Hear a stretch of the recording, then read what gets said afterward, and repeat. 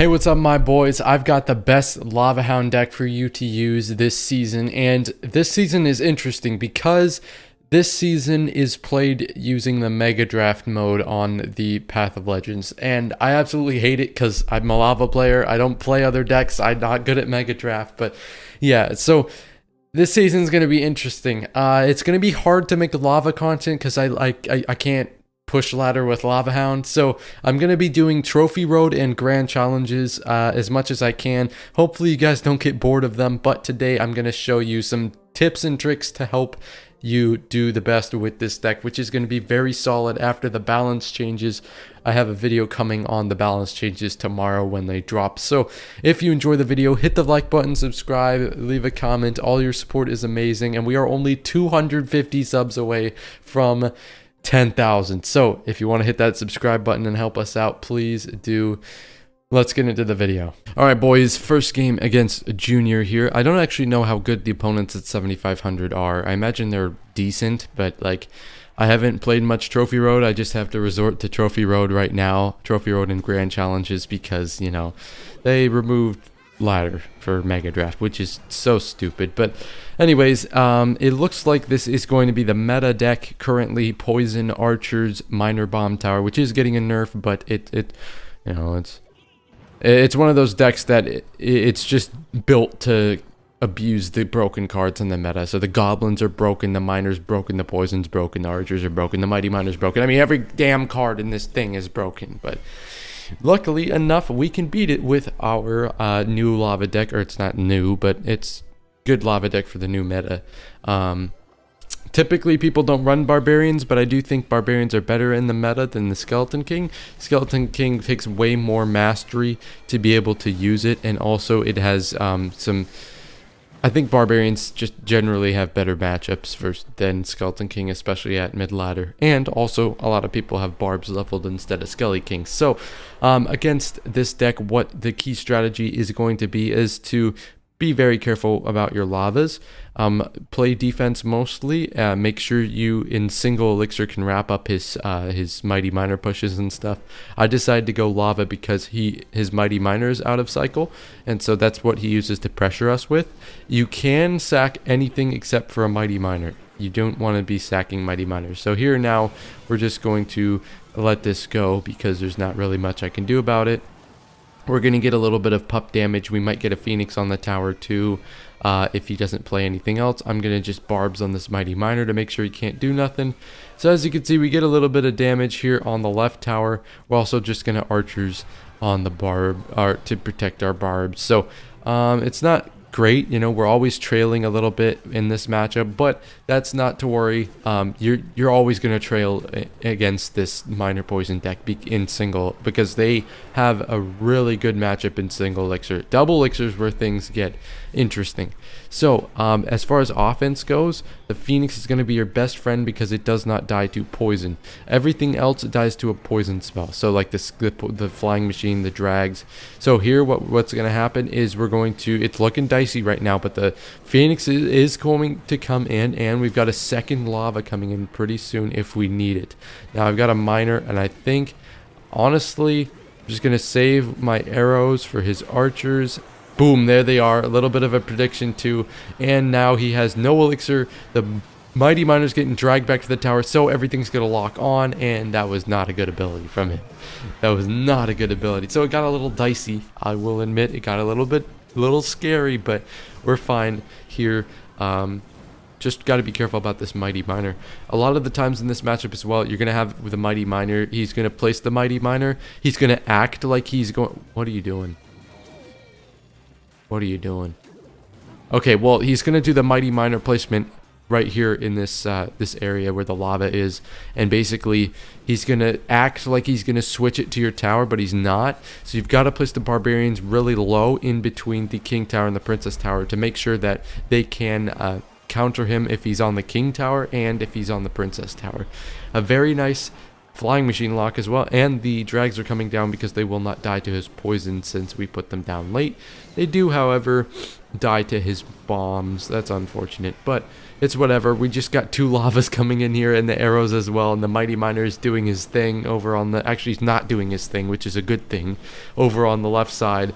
So he's completely useless. So that's very nice. If you can get your mighty miner out of your opponent, you're gonna have so much success, because you can't really do anything. You can't really do anything. So amazing first W. Let's go. All right, boys. Let's get this dub. All right, I'm feeling it. Rubik, he's also at 7-5. Interesting starting hand. I don't like, personally, very aggressive. Let me rephrase this. I don't like to go with lavas in single. You can be very aggressive without going with lavas. Now, if you know what I'm talking about, that means in case your opponent is dumb enough to give you a counter push, you can pretty much get a ton of damage in single just off of like small plays. Like, you might not think of this, but it's hard to give you an example because it doesn't really, I can't give you an example. So like sometimes, you know, if you have an opportunity to go like skelly drags behind the Phoenix or flying machine behind the Phoenix. So like, look at this. This is a good example. We got the flying machine coming in. We are going to kill these archers, and not only we force out archers, we force out a knight. So now his cycle is all messed up. He has no knight, he has no archers. Perfect time to go. Okay, I was about to say perfect time to go in lava. Now it's going to be a perfect time to go with lava in front of these drags. So that's kind of a perfect example of what I mean by aggressive. You don't have to go in with lava to be aggressive. So as you can see there, we're getting some nice counter push value. And here the arrows come in and save one of our skeleton dragons. So he's slowly, very slowly going to chip away at this tower. And the Phoenix is going to come in for his barrel. Beautiful. And we are going to be up a ton of damage. Almost 2,000 here early in the game. That's very clutch, very clutch. So yeah, all because we were able to be semi-aggressive. That happens in a lot of matchups. So sometimes I send screenshots on like my community posts and stuff, and you guys are like, "Oh, how did you beat that matchup? It was 5 air counters or whatever." Plays like this, being super aggressive, and we're just You saw what happened there is you can get his air cards out, because theoretically if he has Wizard Witch Executioner, you're not going to be able to just throw lavas into him and expect it to do anything. And this looks like it's going to be a GG's. But yeah, you can't throw lavas into him and expect him to do something. You have to sort of bait, I guess is kind of the right word. So we got his archers out, and in this meta a lot of the cards or a lot of the decks just have Phoenix archers or archers. So if you could get his air counter out and then start your lava pushes, you're going to be way more successful, as you could see in this matchup. All right, we got turtle power here. This guy is, we're facing plumbers. This is why I hate playing in the trophy road. We're literally facing plumbers, bro. We're facing plumbers. But yeah, I'm going to have lots of content in grand challenges for you guys, because the grand challenge badge looks super cool. 2, it helps you get rewards and stuff. And then it's also really good practice to help you master the deck, because you're going to face good players and all types of decks, especially the meta. So it's going to be very good practice for you. That's why I recommend grand challenges. I'll have lots of guides helping you guys get through grand challenges. The mini P.E.K.K.A. will get a hit here because it's raged, but, you know, it's not worth overspending on the mini P.E.K.K.A. just because he went with the rage, if you know what I'm saying. Like, come on, bro. You're not going to drop the barbs or the Phoenix just because he raged there. That's another tip for you guys, is not to overcommit on defense. As you can see, went with the drags. It was a good defensive play. He went with the rage. Okay, then we let it go. That's an extra 2 elixir, and he only gets 1 hit out of it. All right, so we're going to go like this. We're going to go Phoenix as well, because the Phoenix is going to wrap up the hog and play some good good offense in just a second. We're going to go miner back here on this wizard, hopefully distracting the wizard and maybe wrapping him up too. I believe we hit the wizard. I can't see him! Okay, we did hit the wizard. Very nice. That's what I thought. I thought we hit the wizard, and the flying machine's just going ham on this tower. Oh my goodness, flying machine, you did not need to do him like that. That's what I'm talking about. He has wizard and witch. But as you can see, we're just dominating right now. You know, just play smart. Smart miners are also smart. Like, sometimes you'll catch me accidentally going miner before I see my opponent's air card. just save the miner for the air card. Like, we saved the miner for his wizard. Actually, I don't even know if I knew he had a wizard. Okay, but whatever. Like, you saw what I'm doing. It's just simple miner on the wizard. Now, the miner is getting a 17% crown tower damage nerf, so it's not going to be as effective at chipping down towers anymore. But that doesn't affect us too much because mainly the miner is used as a secondary damage unit and also to take out air cards. So, or air countering cards, excuse me. So that's, we're still going to get good usage out of our miner. Don't worry, the nerf is annoying, but it's not horrible. So we're going to go miner back here to distract this wizard. Then we're going to go barbarians on the Mega Knight. We're going to go arrows as well. We're going to go tombstone, which is going to pull both the Mega Knight and the mini P.E.K.K.A. just like that. Flawless. Oh my god. Okay, it wasn't quite flawless, ladies and gentlemen. We did take a mini P.E.K.K.A. hit, but it was pretty close. It was pretty close. Now with just 10 seconds left, I don't really see him doing much of anything here unless he whips out a freeze, and even then it's not going to help him. So yeah, beautifully done. Beautifully done against the mid-ladder menace. If you want an example of how to play against the mid-ladder menaces, right there is going to be perfect for you guys. So yeah, I thought that went beautifully. All right, Bab. Oh my God! I just went idle on Discord. That's what happens here. So if I go idle on Discord, it push notifies all of the notifications I've got, like while my computer has been on, and sends them all to my phone, and it's so annoying, especially because I keep forgetting to turn do not disturb off. Oh my god, there's a P.E.K.K.A. first play. Okay, P.E.K.K.A. first play. So as far as P.E.K.K.A. first play goes, I think a flying machine will suffice right here. So yeah, you'll see that number go down. The miner will probably only take it to like 36 now, so a little annoying, but it's not that bad. We're gonna go tombstone. I don't want to go tombstone early, one because the tombstone has a lifetime, so it's gonna like die. And then also because if I tombstone late, he doesn't have as much time to think up of a way to counter the tombstone.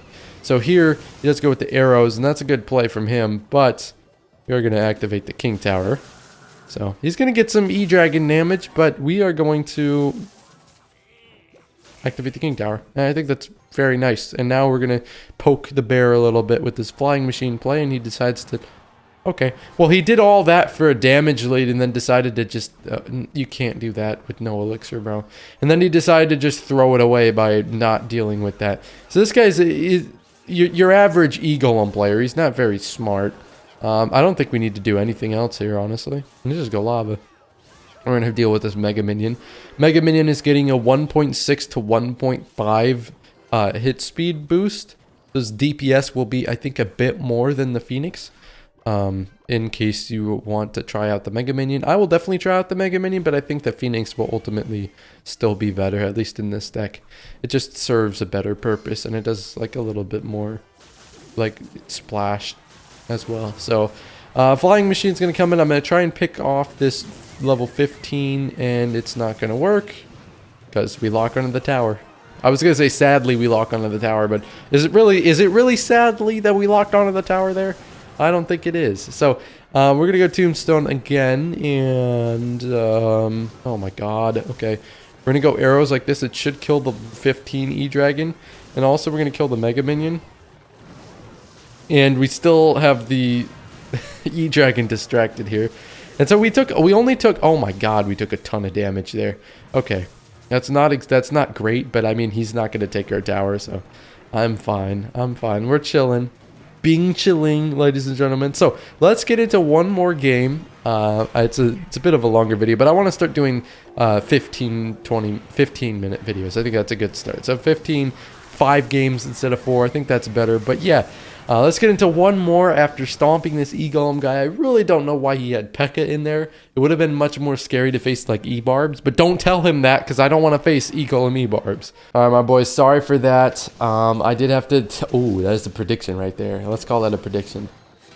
Let's call that a prediction, ladies and gentlemen. Okay, well, I got a call from my dad in the middle of me screen recording this, so I had to cut the beginning of it because the screen recording like automatically cancels.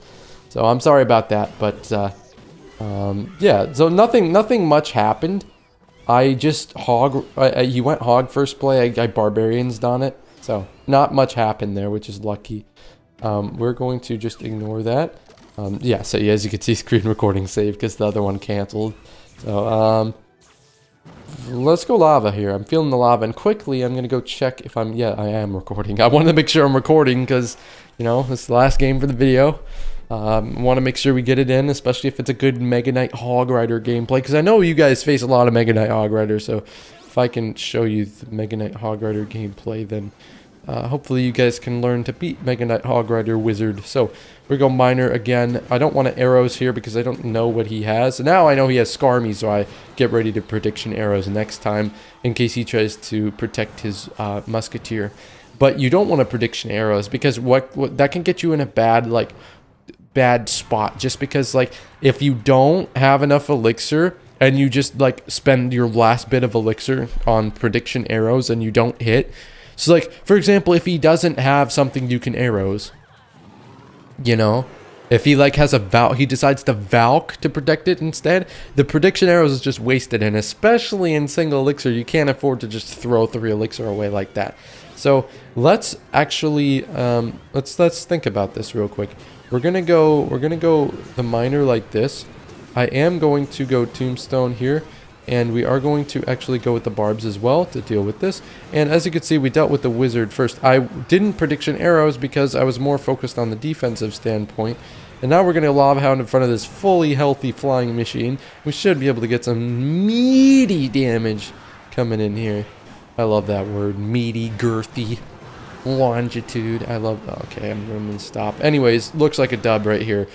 So just patience. Patience is key to playing this lava miner deck, and you guys can beat almost any deck in the game with this deck, besides like 3 musketeer hunter and golem pump. So yeah, I hope you guys did benefit from this video, and I know the trophy road content isn't the best, but I'll do my best to bring you guys fun, entertaining, and helpful gameplay. Love you guys, and have a great rest of your day.